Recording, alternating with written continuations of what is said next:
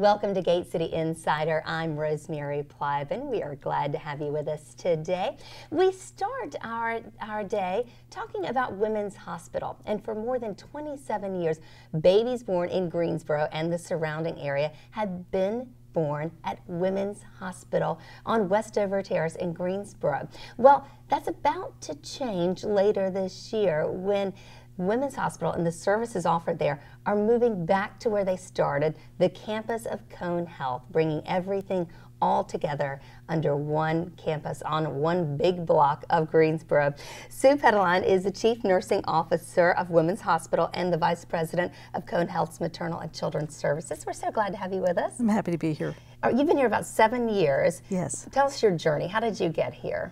Well, I've been a nurse for over 40 years, and it's strange to say that, but my entire career has been in maternal child nursing. And a little over 7 years ago, I got a call from Women's Hospital about this position, and I've never looked back. What did you like about Women's Hospital, Cone Health, and Greensboro? Well, I have to tell you that before I interviewed, my husband and I did a quick weekend to Greensboro just to check the place out. Right. I had never heard of it, never been here, had been to other parts of North Carolina and loved it. But when we came to Greensboro, we absolutely loved the community right away.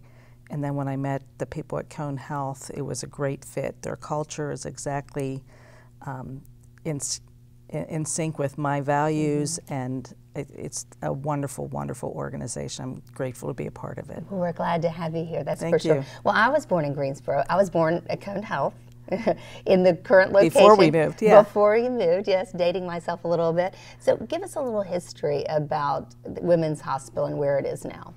Well, the Women's Hospital where we currently are on Green Valley Road was Humana Hospital that Cone Health purchased and repurposed as the first freestanding women's hospital in North Carolina. And the reason they did that was that our services had outgrown its location at Moses Cone Hospital, both the neonatal intensive care unit and the maternal child services. And so that's been a great location. It's been a wonderful location. We've absolutely loved it. But we found again about 7 or 8 years ago that we were outgrowing our space, particularly in the neonatal intensive care unit, the NICU, and the operating rooms, that today's technology was not keeping up with the space that we had available. So we started to explore whether or not we could expand the building or if we should move. And ultimately we made the decision to move back to the Moses Cone campus because of the proximity of services that we don't currently have at our freestanding hospital. Okay, so talk about that. What are the advantages to having everything on one campus? The advantages are efficiencies, having one main department that services supplies, for example, versus 2 different areas, or 2 different cafeteria services, things like that. So there's some efficiencies to be gained, but on a clinical standpoint, it's access to technology, diagnostic services, specialists that you may not need very often at the Women's Hospital. But when you need them, you want them quickly and conveniently. I'll give you one simple example. Yeah, if a woman delivers and following her delivery, she has some prolonged numbness in one of her legs. A very simple test to find out what's going on is an MRI, but it's a big, expensive piece of machinery that you typically don't purchase unless you're going to do a lot of them. So we don't have one at the Women's Hospital, but we have one at the Moses Cone Hospital. So if one of our moms needs an MRI, which is a pretty common test these days, we have to put her in an ambulance, drive her 3 miles away, separate her from her family to have a diagnostic test. In the future, it's just a stretcher ride down the hallway to have that done. So she's never really separated from her baby for very long.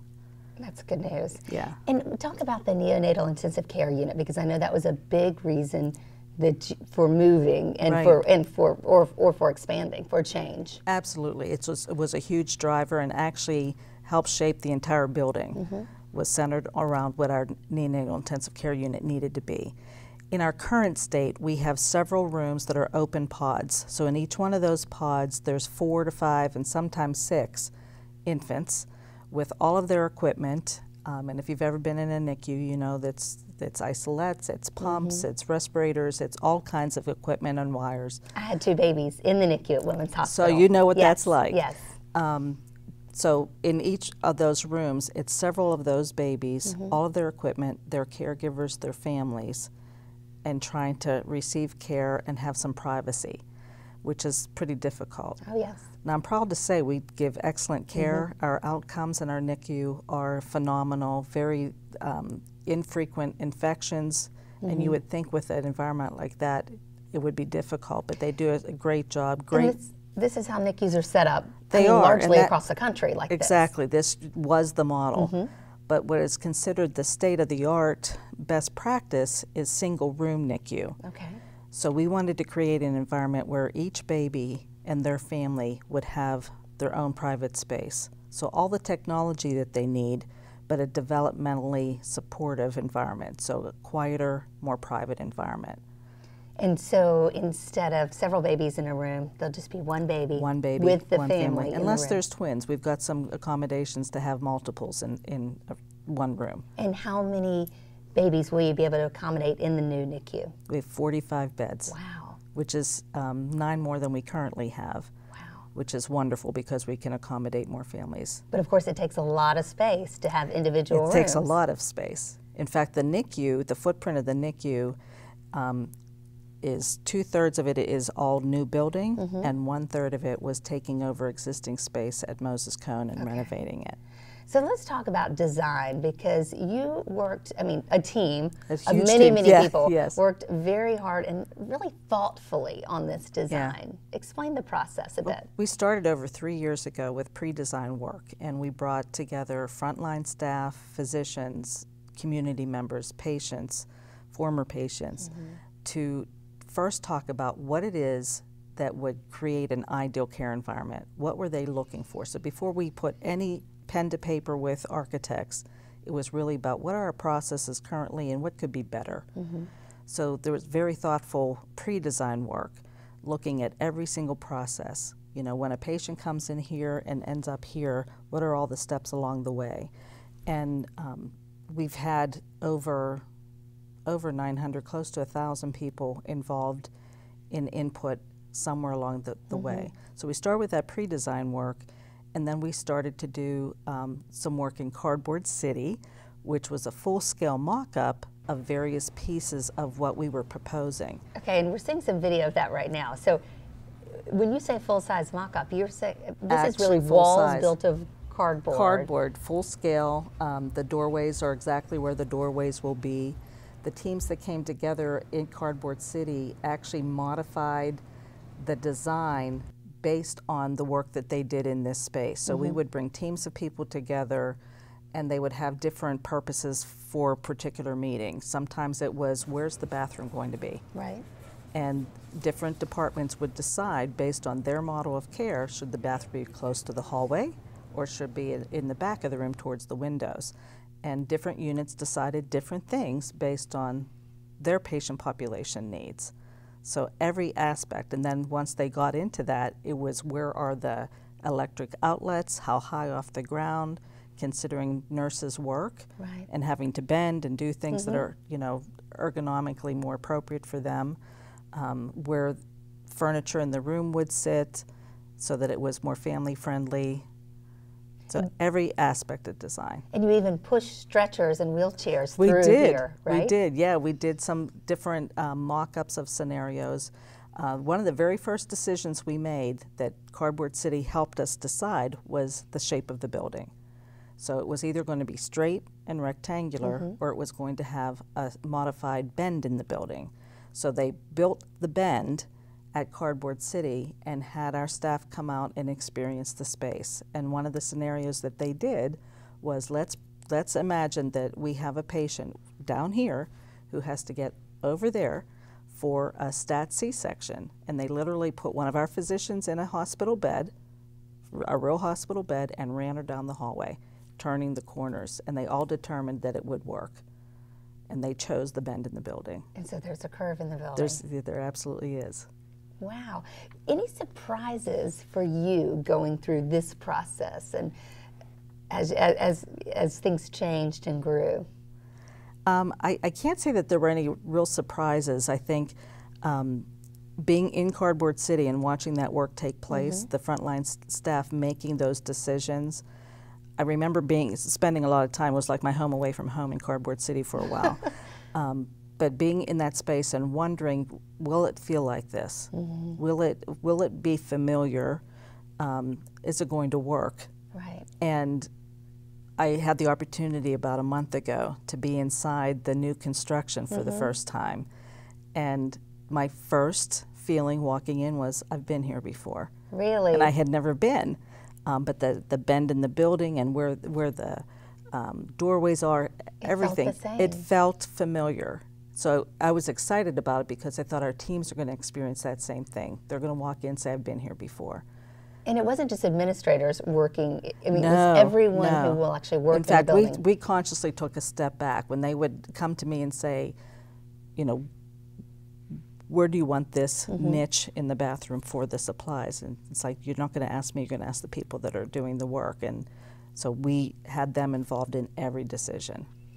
You talked about the NICU. What are some other features of the new women's hospital that we should look forward to, that for mothers who might not, hopefully won't experience the NICU? We have our maternity assessment unit, which is like our OB triage emergency room for pregnancy, Right. is co-located with our OB specialty care unit, which is where we have both high-risk pre-delivery and post-delivery moms, and they're co-located so there's an easy flow between those two units. Directly above that, we have our labor and delivery department. There's 18 labor and delivery rooms plus 3 operating rooms that are dedicated completely to OB surgeries, so C-sections. And the entire team that works there can do any kind of delivery and support their families. In each of those labor rooms, we've made accommodation for water birth, so we can bring a portable tub in, and there's plumbing that's devoted just to that. So any kind of delivery that a woman in Greensboro wants can be accomplished at our hospital. So if you need high tech and lots of services, and because of whatever complications you may bring with you, we can provide that. But if you want a very low tech, high touch delivery, that's available too. And are you finding a lot of moms are asking these questions about delivery and options and this sort of thing? They are. You know, it's a very personal journey, and they want to know that they have some control over what their birth experience is going to be like, and that they have some options. And we partner with our families and their providers to make sure that we can provide safe deliveries. We consider any of their clinical needs, absolutely, but also their desires for what kind of experience they want. The other thing that we've put into the labor and delivery rooms is nitrous. So it's a pain management option for our moms where they're in control with a mask I haven't heard of that to before. take whiffs of nitrous. That's a whole nother show, you have to do that. But it's a great option, and currently we have introduced that to our moms through 2 portable machines that we have to share between rooms, but we made a conscious decision because it was so popular to have it available and piped into every one of our labor rooms. Do they end up needing less medication because Yes. of that? Is that why? Yeah. They can still choose an epidural if they want that, but we have found that moms prefer that over other medication, and they're in control of it. And it goes out of your system very quickly? Very quickly, very quickly. And it takes the edge off, and they're in control of it the entire time. Nobody else can give it to them. They can only give it to themselves. Very interesting. Yeah. Okay, we have a lot more to talk about. Sure. We're going to see some pictures inside the new building coming up in just a minute. But we're going to take a quick break, and we will be right back.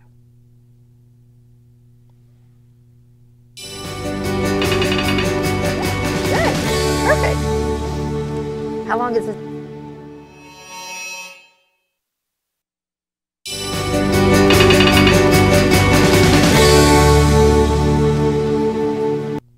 Welcome back to Gate City Insider. With us today is Sue Pedeline, who's the Chief Nursing Officer of Cone Health Women's Hospital. And of course, a big move is coming up very, very soon.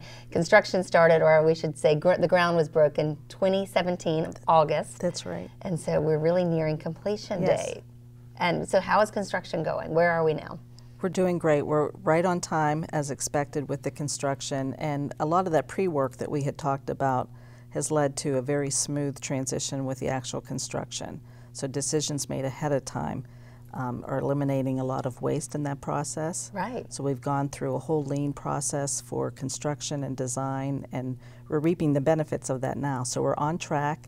We expect to be in sometime this fall. And a lot of that depends on some of the internal infrastructure too being completed to help support our building. Can you explain where it is? We're looking at some pictures right now, where it is on the Cone Health campus for those who haven't driven by and seen it happening? So it's actually on the corner of North Elm and Northwood, and it juts out from what was the original front entrance of the Moses Cone Hospital. So the Moses Cone Hospital is, I believe, 65 years old, just celebrated a birthday last year. Okay. And the original front entrance is where our building exists and comes out from. And you were talking about that curve. You could see the curve in the bend, building. Yeah, there's a bend there. There's a circular drive when you will come in off of Northwood, and there's also a drive behind the building that takes you to the ambulance bay. Okay, so you can drop off the woman in labor Yes, right there at the front. Yes. And so the plan is to open when? This fall sometime. This fall. Okay, Yeah. How does that work? How do you close one hospital and open another? It's a great question. And we decided to hire experts Good. who move hospitals. That's all they do. Oh, wow. And they're an international team that has moved huge hospitals, much bigger than our own. So we have a lot of confidence in the instructions that they're giving us and the coordination. We have our own Scott Supernaw working with emergency management services across the state and coordinating with local police and fire, EMS to help support our move too. They will actually be using this as a evacuation exercise. Okay. Because we will be moving every patient from Women's Hospital in Green Valley to the Women's and Children's Center at Moses Cone Hospital. Every single patient, and it'll be done in a matter of hours. So this is not going to, there's not going to be a duplication of services and things happening, one's closing slowly while the other opens slowly. No, it's a very coordinated effort, and we will literally drop tarps over the signs at Women's Hospital on Green Valley. On Green Valley, calling us closed on a particular morning, and then at the same time take the signs off at the Women's and Children's Center and declare ourselves open for business. Wow. So we will start receiving patients in our maternity assessment unit. Right. At the same time, we stop at the other facility. And you'll be actually moving the patients. And then we'll start over. moving patients. So about every 4 minutes, a patient will leave Green Valley Road and move by ambulance over to the new center. Okay, so the obvious questions start coming to mind. There's a woman in labor or in the middle of delivery. How does that happen? Well, we will have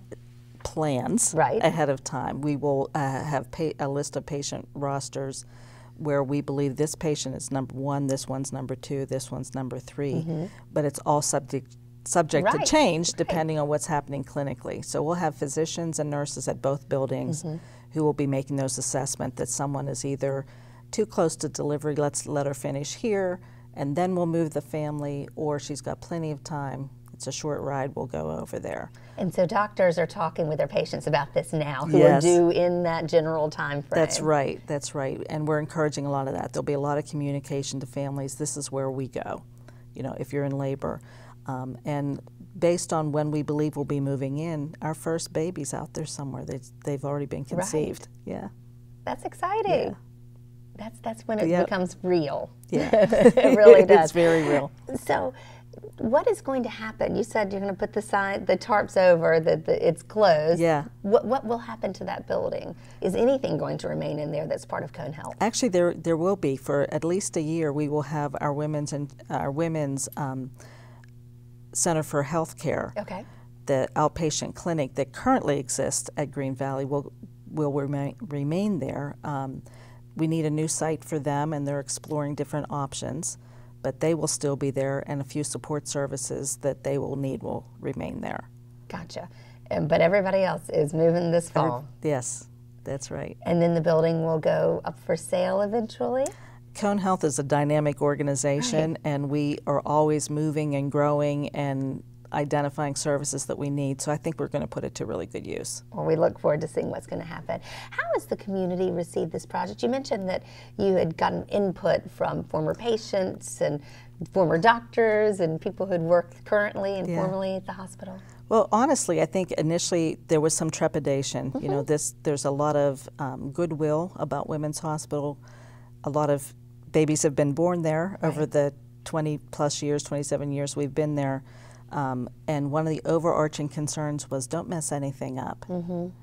And I think all the decisions we've made with the design, the services that we're going to include there has been really well received. We've been doing some community groups lately, giving them updates about the construction and the plans and a lot of the same things we've talked about, like why are we moving, and giving them that background. And it's been very well received and a lot of excitement.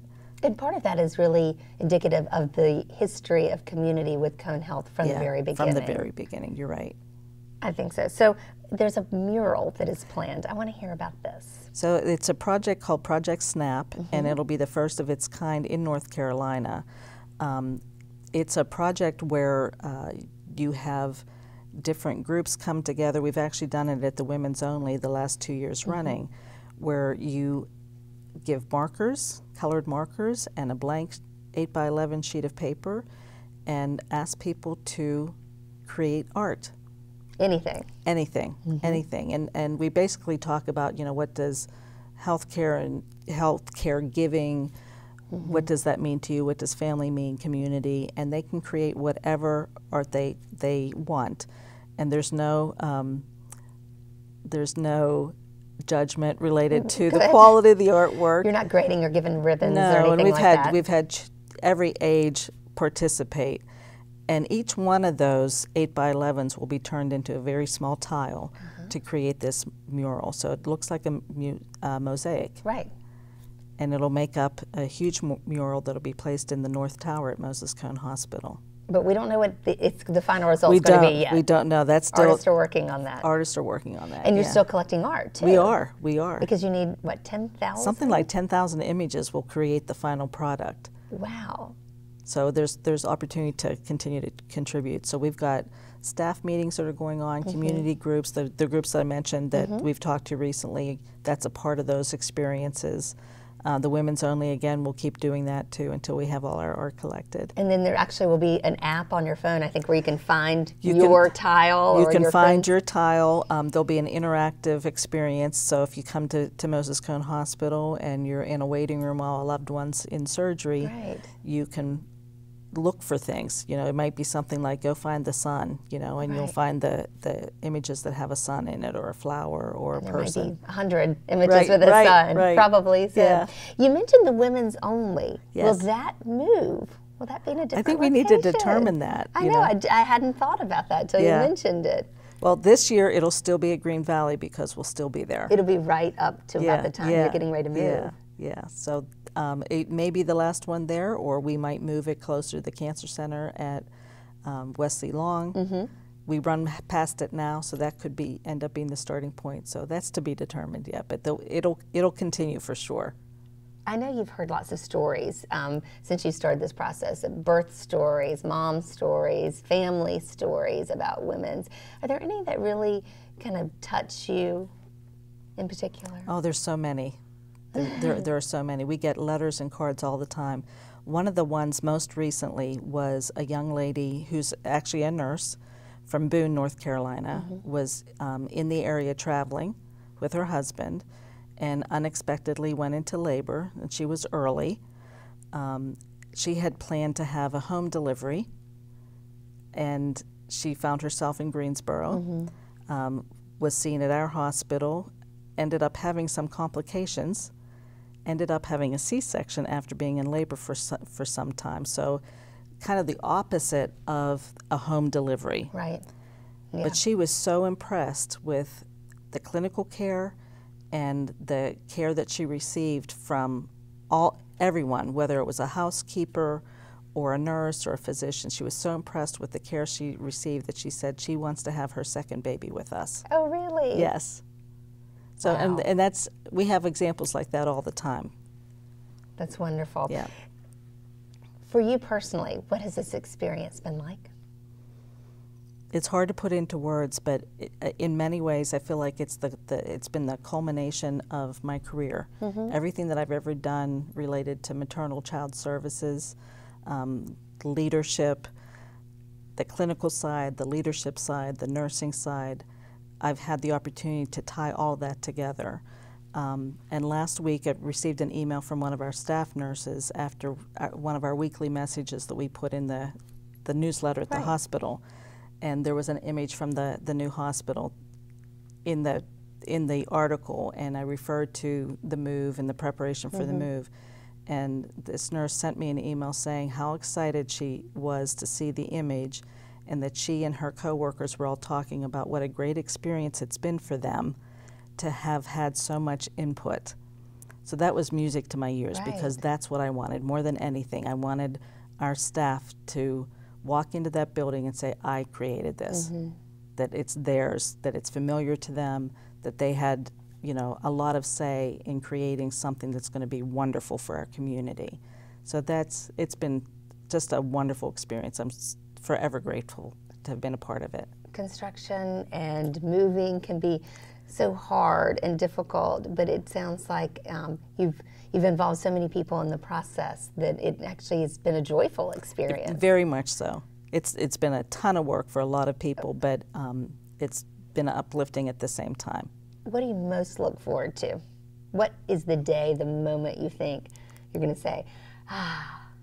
Well, part of my role on the day of the move is a move commander, and I'll be in the command center, so I won't get to watch the move as much as I would like to.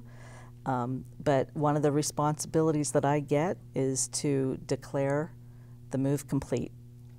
And that's to be able to say that and announce that to the entire building, that we've moved our last patient. Tears me up thinking about it, so I'm very excited about that. And again, that moment to know that we've done it, we're here. And that's going to be in one day. One day, yep. Wow. Practice is underway, I imagine. Yes, yeah. Meetings upon meetings. We will have drills. We'll actually move baby dolls and practice a lot of that before we actually do the physical move. And as far as new moms who are due around that time, what would you say to them about being excited about it, or to calm their fears about it? I think the number one message is that who we are as Women's Hospital is not bricks and mortar. So wherever we are, it's the care that we bring that is the experience that you'll be looking for, and we're bringing all of that with us. So their safety has been paramount, making sure that their experience is the best possible thing that it can be. And if I were due and going to be having my baby in the new facility, I don't think I could be any more excited to know that I was one of the first. I think it'll be really exciting. Well, thank you so much for sharing with us. This has been a lot of fun. We cannot wait to get inside and see and hear you say it's complete. I hope somebody's recording you or taking a photo of you at that time. That's a good plan. Yeah. I think you need that for history's sake, at least. So it sounds like a lot of fun, and it's going to be amazing. And really, and I think we hadn't mentioned this, but I want you to at least get a moment to say that this is going to be the first of its kind. Yes. In the state. It will, because part of our NICU, or for those 45 beds, are couplet care rooms where both mom and baby will receive care inside the NICU, and that's the first of its kind in North Carolina.